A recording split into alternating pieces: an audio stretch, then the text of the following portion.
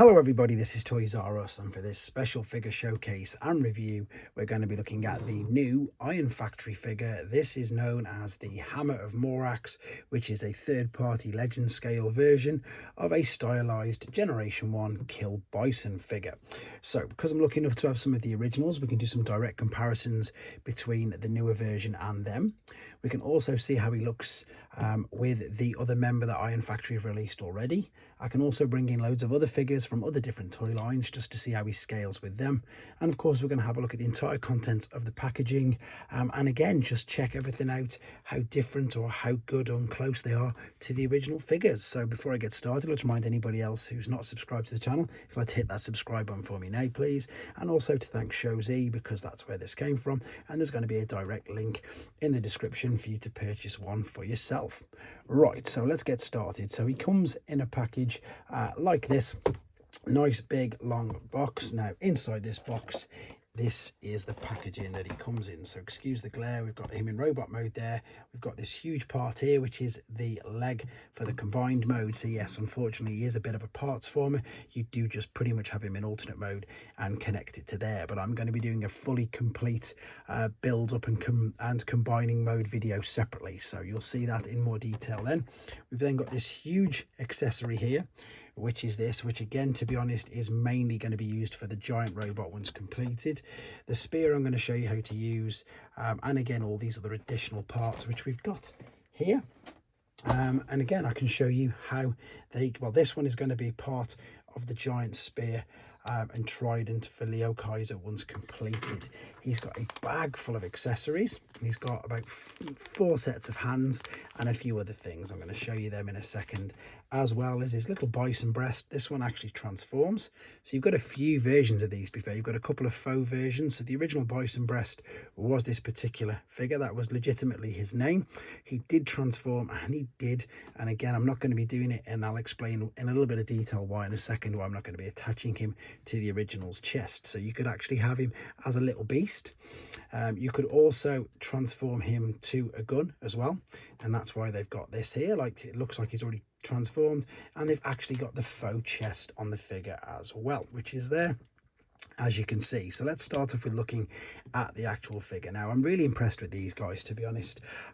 Main reason is they haven't really overcomplicated anything, and I love the fact that they've they've gone with what I would class as an obscure sort of character. I'll say obscure, that's probably a little bit, not anymore, he's not too obscure anymore, but not many people have braved the liokaiser, especially not in legend scale.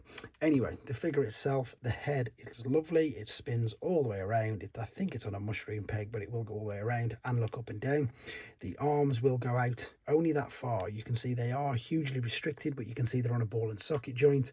They will swivel there just underneath the shoulder blade. Bicep will swivel, hands will swivel, and again you can take these off and put other ones on. So of course full rotation there. Slight downside is the forearm gap. This is going to fold in for part of the transformation process, which I'm sure you've probably seen already. I've separately uploaded. There is a genuine ab crunch. That isn't for transformation processes, that is a genuine ab crunch. You've got the waist swivel, which I think you can, yeah, you can bring these up, so it would be, yep, it'll go all the way around unrestricted.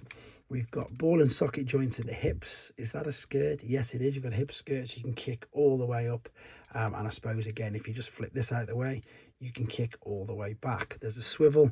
Is that 2 separate swivels? Yes there is. There's a swivel at the ball and socket, and there's a swivel just below there on the hip as well as your knee bend, your ankle tilt and rock, etc. So as you'd expect now from third-party legend scale figures, the same amount of articulation as what you'd get in a masterpiece figure. Right, what we need to do then is let's get some different hands on him, because I want to show you how some of the accessories work. So yeah, I've got them in both modes here, for the simple reason that the transformation process is going to be separately loaded, just to keep the length of this video down and just to show you more of the features, I suppose, that he's got. So we've got an open fist there, and then this would fit the gun there. Oh, he says, is it going to work like that? It should do. I think it's because everything's brand new. It's all really sort of stiff. It should go in, and that would go in his hand. Let's see if I could pop one of these off. I did really struggle with this on their take of drill horn the other day. See, it just pops off via that. Let me see if I can get another one. I know this is a family channel, but in fact, no, I'll just show you that. So that's the other figure, the other one there that you can do. That was, I don't know why, but they did that same with drill horn as well. I'm trying to think if he did it in the cartoon. I've got to confess, actually it's the same hands as drill horn. So he's got like stop, sort of hold hands, he's got open hands, he's got flipping the bird hands, and he's got, as I say, open fists, which for some reason I'm struggling. Let's see if I can attach it. There we go, that's better. And then pop the, why is the gun not going in? It should go in there. You can see I'm struggling, but again, I'm not going to edit this out. That's why. Look, see, there's a bit of plastic flashing just around there. I'll probably just shave that off a little bit later. But what I do want to show you is the fact that he's got this spear as well, which is great. And all you've got to do for this should fit through there because it shouldn't restrict it. You can pop this through there, just about. Maybe that'll push the plastic flashing down as well, and then you can attach this to the bottom. So you can hold a spear like so. That looks good, doesn't it? These do look good. I'm really impressed with these. Right, I'm going to bring in the original. I'm going to be super careful because if anybody's heard of GPS, this is one of the worst culprits. You can see that is literally sheared off there. If I show you the tank on the underside, it should be like that, but his head should be folded up, but for obvious reasons I'm not even going to do that. So yeah, so there's a comparison with the original. This should be gold all the way down there though, to be honest, and in all honesty I might get away with this because it's completely broken anyway. This was the gimmick. It is a legitimate gimmick. They were known as the breast force,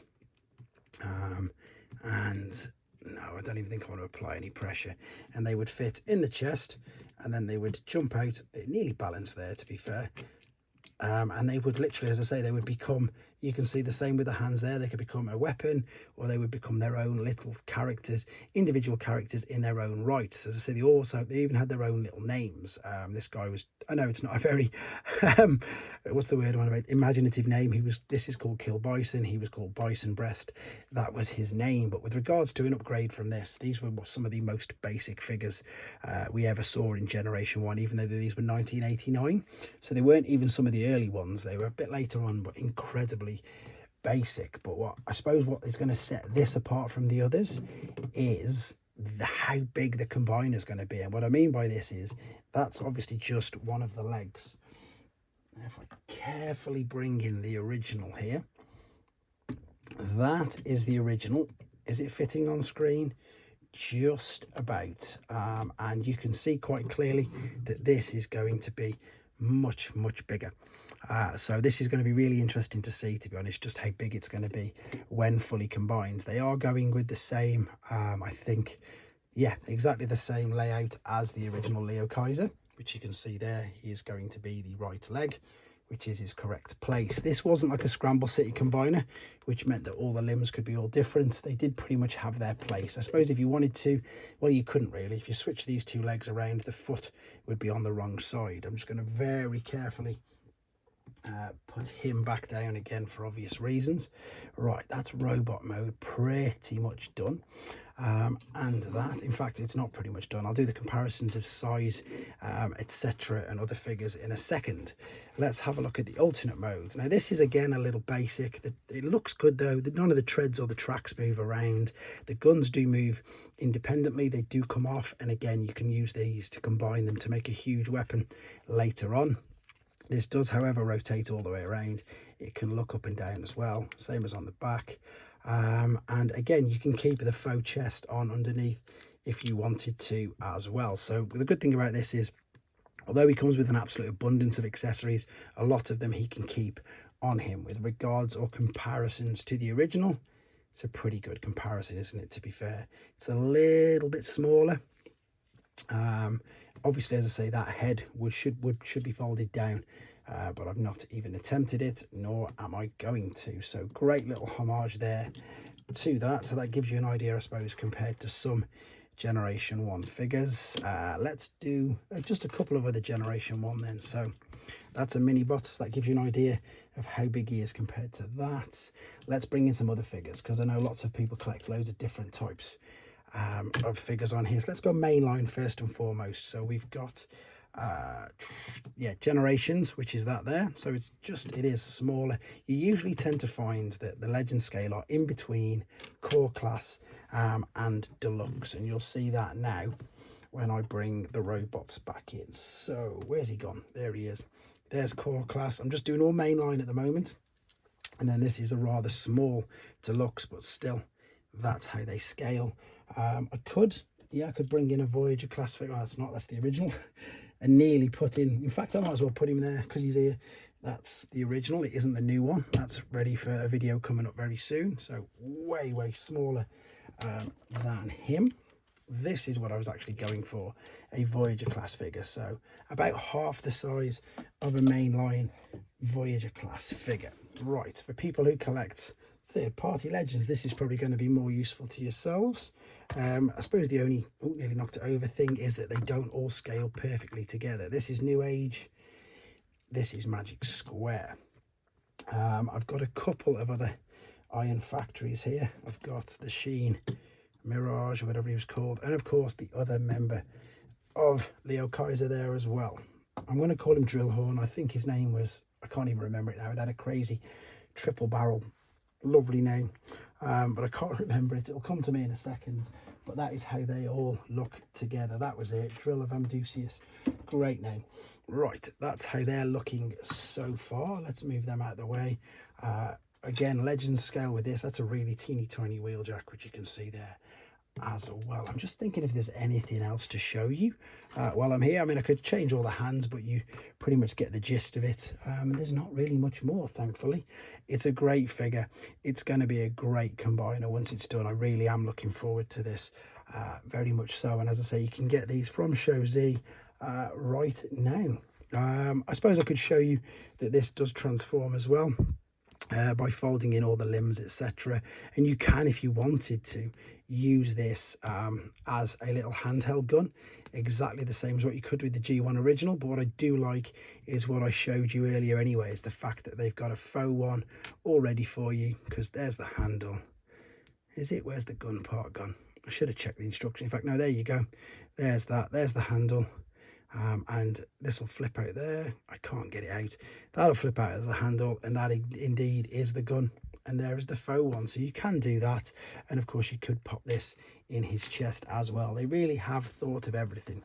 But there he is, guys. This is the Iron Factory stylized equivalent of a Generation 1 liokaiser bot killbison. Let me know what you think of him in the comments. Take care.